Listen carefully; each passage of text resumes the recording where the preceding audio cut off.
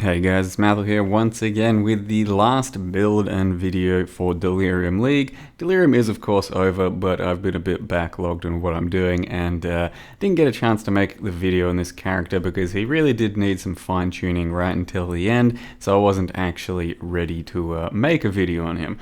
And I do need to do this just before I put out the Delirium build rating video because I do want to do one of those. They are pretty long and hard work, but I think it's worth doing, so I'll get around to that at some point this week, I hope. In any case, this is Spectral Shield Throw, the second time around that I'm doing it as poison.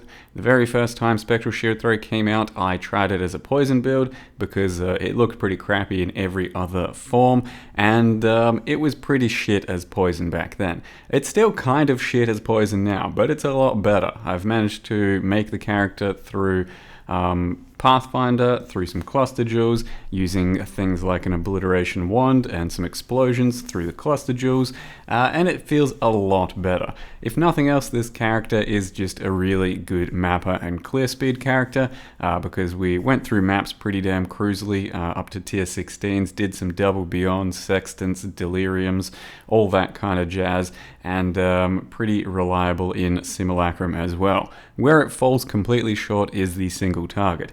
It has adequate enough single target for just about everything in the game, as you'll see, including like a Sirus 8 Awakener, but the only thing that it actually sucked on was Kosis Wave 20 in Simulacrum. It just doesn't have the DPS to deal with that, which is kind of sad considering it can do everything else in the game in a timely enough manner. It's not even that slow on all the other stuff, but substantially slower than anything else I played, I think, this league for single target. The ramp is just quite a bit too long, and the single target's like 2 or 3 million when everything's going off as it should, which these days is pretty lackluster, it seems. But you can see that it did some of my deepest delve. So my deepest delve was 600, and the mods on all of these deep delves were just cancer, like lots and lots of attack speed, damage, all that type of mods.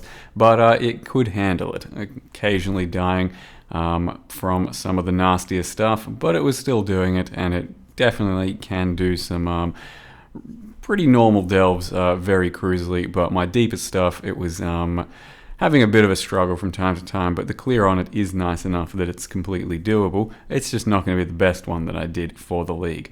But I don't think it was ever really going to shine too much in something like Delve, because things do get very quick, very damage heavy, and you're kind of reliant slightly on ramp and being able to kill things instantly, which you can't always do. So for example, this here is I think tier 15 Double Beyond Sextanted, no Delirium Orb, but just about as juiced as it can be without Delirium Orbs, and it crushes this type of content. You can see the Beyond bosses that spawn just get immediately like vaporized by the explosion and the prolif of our poison, so they don't really live for longer than a couple of seconds, and you can really see that prolif going to work. And it is a pretty satisfying map clear. You can't really hear it through the video, but it's got those occultist sort of explosions with 40% chance to explode thanks to cluster jewels giving 20, and then obliteration giving 20 as well. And we do swap out of the obliteration for single target for a slightly more potent poison DPS stat stick in the form of a dagger. But with obliteration, it has some really nice satisfying pops, and then you can get some real nice poison prolifs onto all the targets all around. But there's sort of an anti-synergy with the pops and the Pathfinder prolif, because if you don't have the pops, then your prolif's going to be a lot stronger. If you have the pops, then you're not going to blow up packs quite as instantly, and sometimes it works out that you'd rather the pops, sometimes you'd rather the prolif. This is kind of a middle ground in between the two, since we've got 40% chance to pop and a lot of prolif otherwise. but they do kind of counteract each other from time to time. Similar to how you'd expect a cultist essence drain contagion to play, sometimes your pops do break your contagion chain, something like that. But overall, it still was really satisfying and worked really nicely. And it's not the most expensive character either, just kind of need a good shield and fine-tune your gear in other slots, but it's no like strict requirements there. All you're doing is basing your physical damage off of the armor of your shield. Rolling a 2600 armor shield is pretty damn easy. We went for a 3k armor just to try and get a bit of damage out of the build, and you can see this is where the poison ramp kicks in. And as always, Awakened 8. Yeah, I think that's what it is. Awakened level 8. Conquerors here. Still completely, doable. You can see the ramp going to work, and they take a few seconds. Drox has of course, damage reduction phase, but when he's not in that, he melts away pretty comfortably. It's not too big a deal. This boss here was a little bit rough because I think it had 40% monster life, but it still melts somewhat quickly. It's just nothing compared to a Ellie hit Berserker, for example, which immediately deletes bosses, right? But this one was much more enjoyable for clear than something like that. And once again, just a bit of an example here. And then at the end of the video, I'll let you watch a interesting enough Sirus fight, which wasn't too bad, but it is a bit of a difference when you have to focus on ramp damage rather than just blowing a boss up quickly. With that said, though, I do want to show you how this character is built in case you want to do something like that in the future. So here is our character, a level 92 Pathfinder called I'm a Toxic Tosser. Pretty self-explanatory. And one thing I did want to mention that I didn't throughout the entire intro over the clips and all that is that it does kind of just boil down to being a very similar Cobra Lash style build. So I've recommended to you plenty of times Cobra Lash. I think it's one of the best starters out there.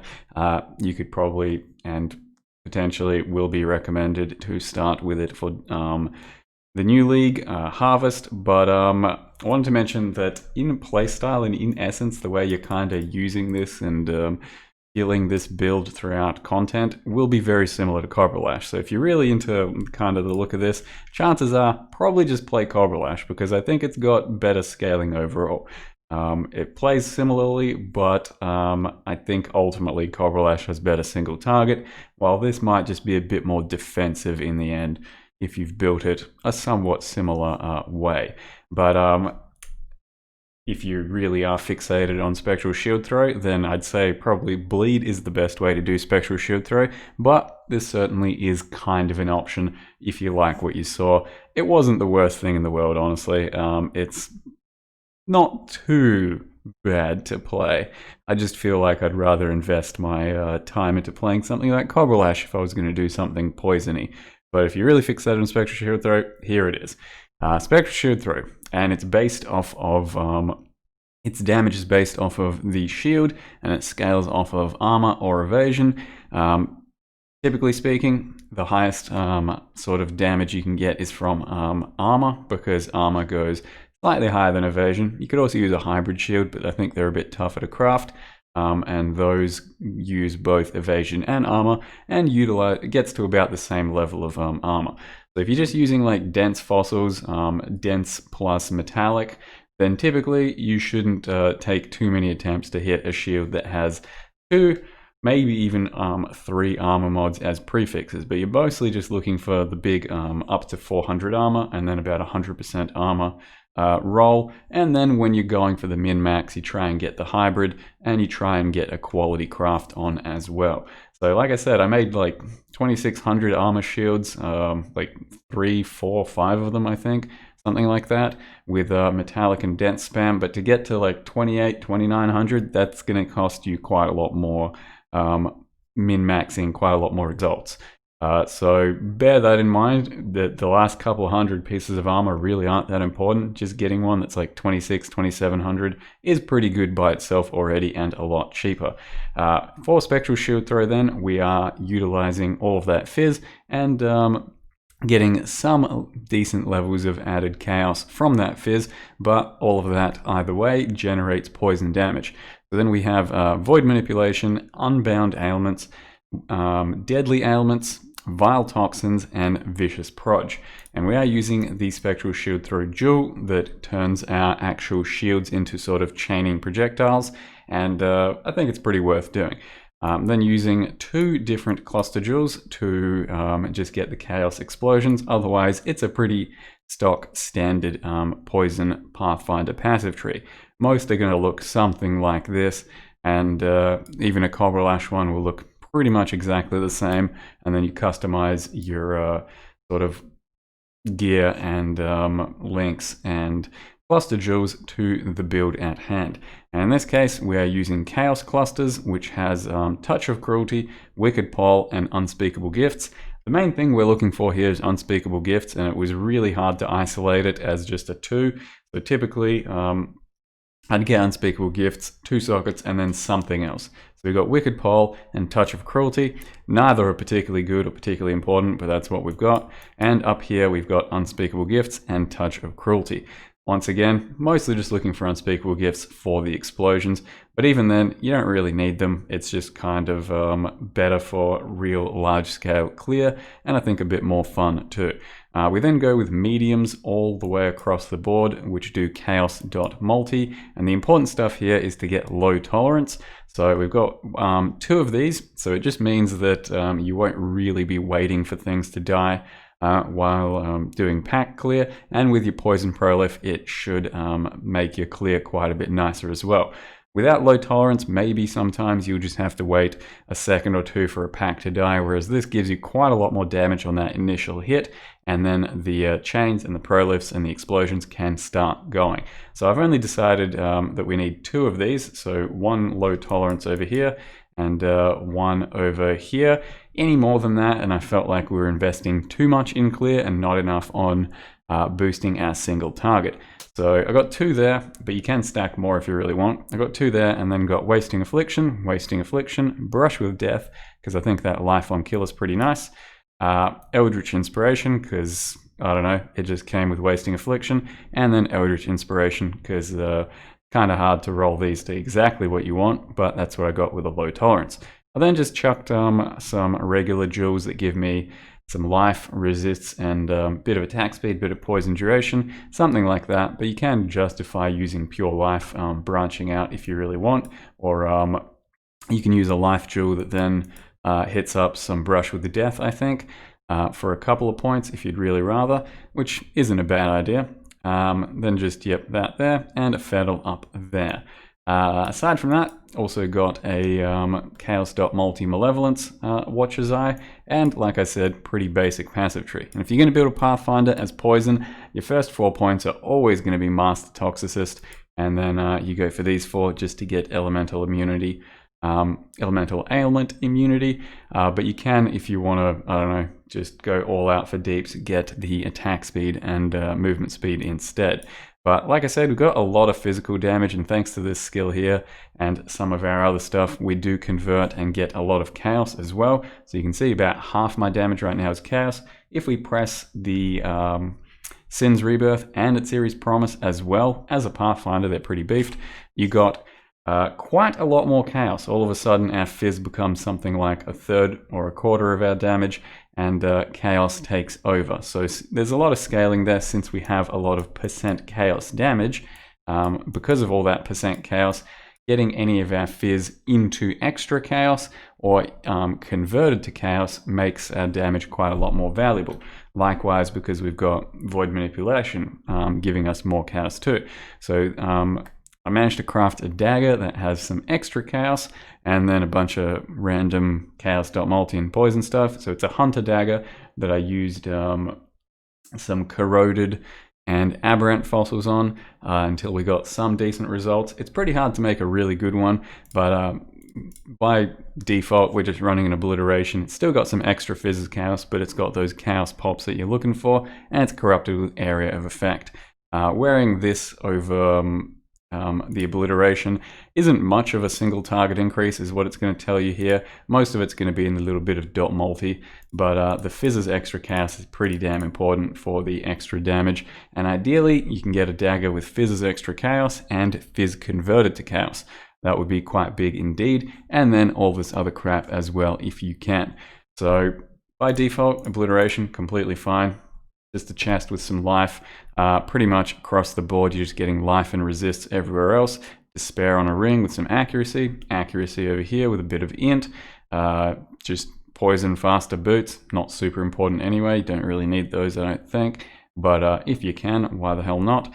The usual belt I've been using. And a chaos.multi amulet with a bunch of int. Since we're going for the obliteration, we do need a lot of int in our build because it goes all the way up to 179 and the passive tree doesn't get much. And then crafted some gloves with aberrant fossil spam onto elder gloves, trying to get chaos.multi and level 20 poison, which should ideally be the version of 20 poison that has increased duration. Mine doesn't do that. It's got increased damage with poison, but you can get a much better roll on gloves if you try pretty damn hard, but this is what I got and it's totally fine. Other than that, yeah, there's not much else. There's not much to really require in the build. I did also try out shield charge, linked up to all of this goodness, and it does actually clear by itself pretty nicely. So if you want to try a poison prolif explosion sort of shield charge, it works, but you'll need kind of a single target, and I don't really like the way shield charge feels these days for clear, because it kind of, you know, stops from time to time and kind of feels like it's stuttering, even though it's not. But then we've got faster casting, wither, multiple totem, and spell totem over here. Pretty damn important for your single target. Malevolence, enlighten, herald of agony, precision. That's where we get quite a lot of our accuracy from. Fortify, faster attacks, and shield charge. Stone golem and blood rage, which I've got here as well, just so we can do a quick swap and have the same gems. And then dash, molten shell, withering step, and second wind. The flasks are Corralitos, Sin's Rebirth, and its Series Promise. Got a Curse Immune on the Quicksilver. You can run a Silver instead, or just not even use the Corralitos. Corralitos was the last thing I was using, but make sure you have a 100% chance to poison. We need to use something like this to get a 100% chance otherwise. And I did use a poison support quite a lot of the gameplay, just to get my poison up early on, but at this stage it's no longer necessary. And then lastly, I'll mention that my mana leech is coming from here, and that's how we get mana sustain. Though minus mana cost does help us spam just a little bit more comfortably too. So I think that's it for the character, all I need to say about it. It was pretty fun. I think poison characters are very worth playing, but my favorite so far is Cobra Lash. Hopefully you enjoyed the video. I'm going to leave you with the Awakener 8 Sirus. It was kind of fun, and it wasn't the best, but it's very, very doable. Thank you very much for watching. Hope you guys enjoyed Delirium League as a whole from me, and I'll see you guys next time.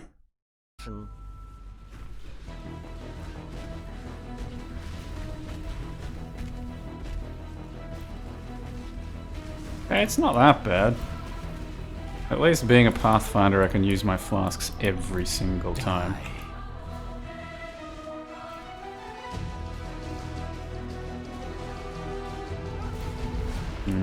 Okay.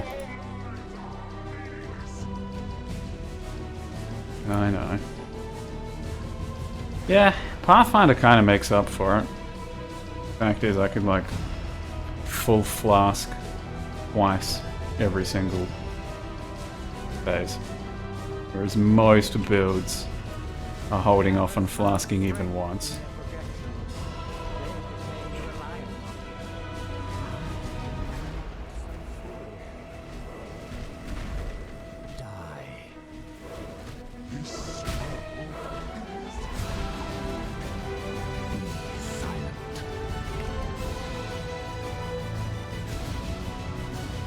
I'll even flask a third time. I also have to flask. Like, if I don't press a flask, my damage is maybe fucking a third of what it's supposed to be, right?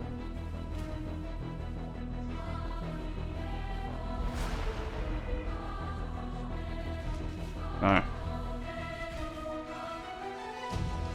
Uh-oh.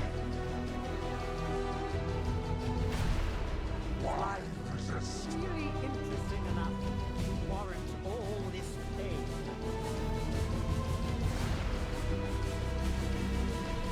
And that was close. I did not see those things come down.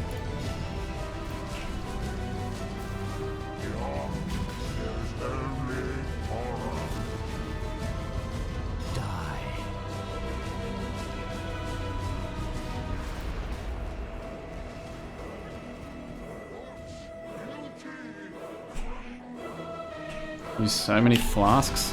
Don't give a shit. Pathfinder life, best life.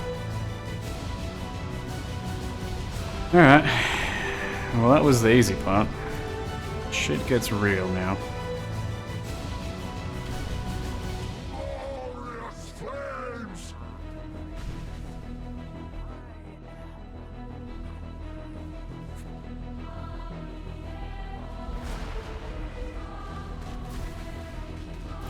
Ramp!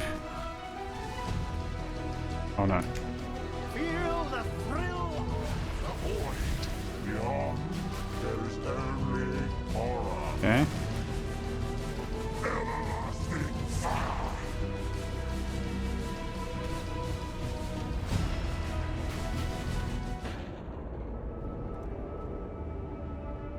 As if that hit me!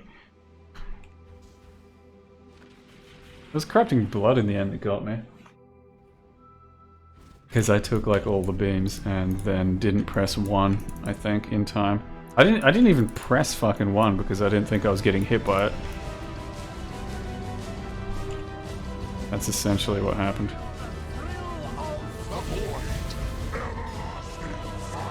Whereas if I just mashed 1, I would have survived.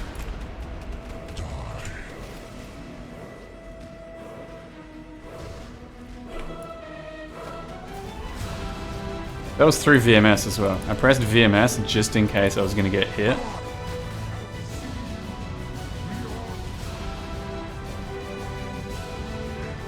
And yeah, I got hit.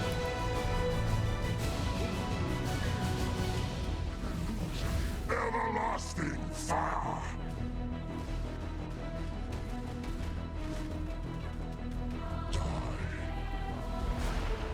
Get him!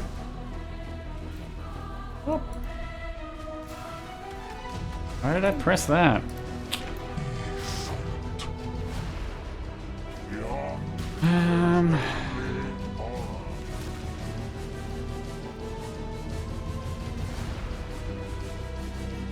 will long for Non-existence.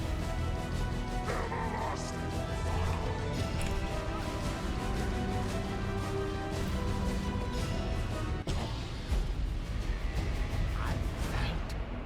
something. And that's the saddest fucking finish you could have possibly imagined, huh? Fucking nothing happened. I'm sorry. Cool.